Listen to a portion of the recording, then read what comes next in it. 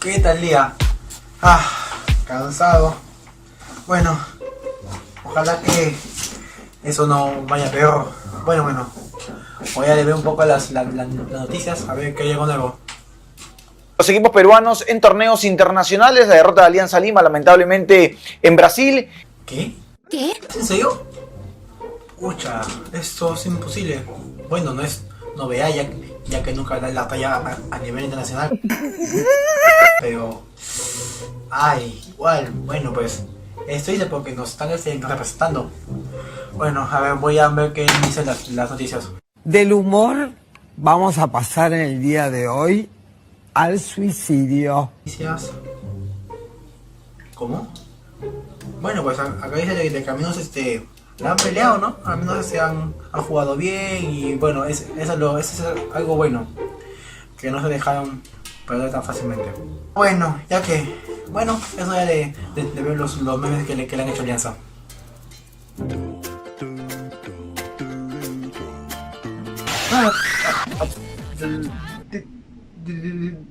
Disculpa, público, me quedé viéndolo una por un momento. Ahora sí, voy a hablarles sobre la agenda setting. La agenda setting. Que no era más rápido, por Dios. La teoría de la agenda setting expone que la selección temática de los medios es la que influye en la selección o en la percepción temática del público, y no la inversa. Esta teoría fue creada por Maxwell, Combs y Donald Shaw. Sus características son: existen varios tipos de agenda y diversos círculos de influencia que la afectan. Por ejemplo, los medios están relacionados con los grupos de poder, y lo más probable es que estos grupos de poder determinen la agenda con respecto a sus propios intereses. De acuerdo a esta teoría, algunos medios tienen mayor impacto y relevancia que otros. La frecuencia de los temas y su mayor o menor aparición impactan en los niveles de relevancia que algunos de estos pueden tener. Cabe recalcar que la teoría de la fijación de la agenda, conocida como agenda setting, postula que los medios de comunicación de masas tienen una gran influencia sobre el público al determinar qué asuntos poseen interés informativo y cuánto tiempo, espacio se les da. Hey, ¿están ahí conmigo? Comencemos. Les voy a hacer un resumen sobre la teoría de doble reloj. La teoría de dos pasos es una teoría de comunicación que busca explicar cómo la información se transmite dentro de los medios de comunicación y cómo el público reacciona ante la misma. Dentro de la teoría de dos pasos se entiende por público a un segmento de la población. Escoge un líder de opinión para que le transmita la información de los medios de comunicación. Eso es el receptor, el final de las comunicaciones de dos pasos. Gracias. El día de hoy vamos a hablar acerca de la teoría de cultivo. Esta es una teoría social que propone que mientras más gente pase viviendo en el mundo de la televisión, será más fácil que crean que la realidad social se asemeja a la realidad retratada por la televisión. George y Larry Gross, de la Universidad de Pensilvania, fueron los primeros en desarrollar esta teoría como parte de una investigación. El proyecto lo denominaron indicadores culturales. El origen de este nombre es muy interesante. ¿Por qué? Porque se dice que la televisión cultiva a los espectadores a tener una percepción distorsionada de la realidad. Una frase muy interesante que mencionan estos autores es que la televisión es un medio de sociabilización que promueve la estandarización de roles y comportamientos. Justamente en el video les vamos a tener una sorpresa y ahí se va a ahondar más en ejemplos sobre este tema. Ahora vamos a dar una pequeña definición de lo que es el espiral del silencio. Elizabeth Noel propuso esta teoría en el año 1977 en su libro Espiral del Silencio, Opinión Pública. Como su mismo nombre lo dice, esta teoría tiene como base fundamental a la opinión de las personas. Justamente como lo mencioné, esta teoría propone a la opinión pública como control de masa social, en la cual se dice también que los individuos adaptan su comportamiento a las actitudes predominantes. Al decir predominantes me refiero a la mayoría, y lo que discuten es lo que es aceptable y lo que no. Justamente esta teoría menciona que las personas tienen miedo al aislamiento social y a la hora de expresar su opinión. Primero, estas personas tratan de investigar cuál es la opinión mayoritaria para así dar su punto de vista. El espiral del silencio es una de las teorías más importantes del siglo XX y si nos vamos a un medio de comunicación nos podremos enterar que esta teoría aún sigue siendo usada. Una pregunta que también será respondida en unos minutos es acerca de un gran debate que se viene dando durante los próximos años. Y esta es, ¿los medios anticipan la opinión pública o solo la reflejan?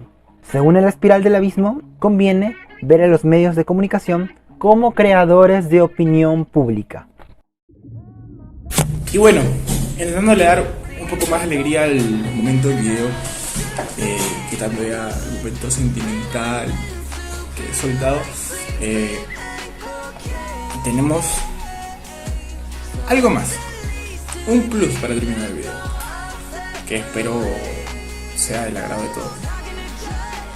Creo que nos hemos esforzado un poquito, se intentó, se buscó y se logró. No, era al revés, ¿no? Se buscó, se intentó, se logró, no importa, pero la cosa es que sea el video.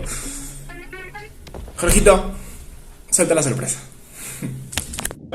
Señorita Pesquera, ¿podría contar cuál es el proceso para plasmar una noticia a la pantalla? La noticia. Bueno, a ver, la noticia parte por el interés público, por el interés que hay en la gente de seguir cierta información o lo que es relevante para nuestro público. Cada canal, cada medio de comunicación se dirige a un público en particular. Yo trabajo en Canal N y en América Televisión y las pautas que se manejan, la relevancia de la noticia es muy distinta en un canal que en el otro. En un canal se maneja mucho más el aspecto o el tema político, en el otro medio se privilegia la información para el ciudadano del día a día, la información utilitaria, ¿correcto? Entonces esa es la diferencia entre uno y otro medio. Entonces la información parte de acuerdo al público al que te diriges y de acuerdo a la relevancia que tiene la información para el público al que te diriges. La segunda pregunta es, ¿se toma en cuenta la opinión pública o es más un factor secundario? No, sí se toma mucho en cuenta la opinión pública. Si lo debes haber escuchado, lo deben saber, los medios de comunicación tienen mediciones de rating. Entonces sí es importante, el que te diga que no te miente, es importante tener conexión con el público. Por eso tienes que identificarlo, primero tienes que tenerlo bien identificado. ¿Quién te ve? ¿A quién le interesa como medio de comunicación? Y de acuerdo a eso saber qué tipo de información le vas a entregar o qué tipo de información vas a privilegiar. De repente a los dos medios les entregas la misma información, pero en uno le das más tiempo a la noticia política y dejas otros aspectos de la noticia, de repente al final de una hora de noticiero, o le das menos tiempo. En cambio al otro lado puedes presentarle la misma noticia, la misma pauta, pero digamos volteado, una pirámide invertida. Le das más peso a la información, como te decía, del día a día, robos, asaltos, incendios, violaciones, en fin, y lo político tiene digamos menos tiempo, menos relevancia de acuerdo al público, ¿no? En este caso voy a comentarles sobre la teoría de análisis de flujo, la cual propone mantener al público viviendo en el mundo de la televisión. De esta forma será más fácil creer que la realidad social se asemeja a la realidad retratada por la televisión. Entonces, ya sabiendo esto, ¿qué cosas buenas y qué cosas malas podemos rescatar nosotros de la teoría, de esta teoría? Correcto. A ver, empiezo por lo malo. Cosas malas es que la televisión de repente tiende a, no sé si exagerar, pero a presentarte lo más llamativo, lo más impactante.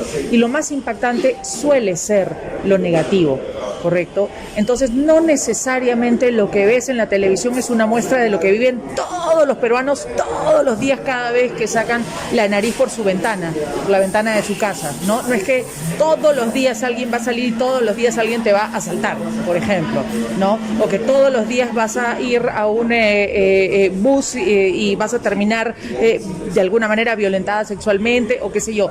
Tampoco es así, ¿correcto? Pero sí hay un grupo importante de peruanos que viven esto. Eso es parte de la realidad, solo que hay que saber medir, no necesariamente en la magnitud y en la cantidad que ves en televisión se refleja nuestra sociedad, ¿correcto?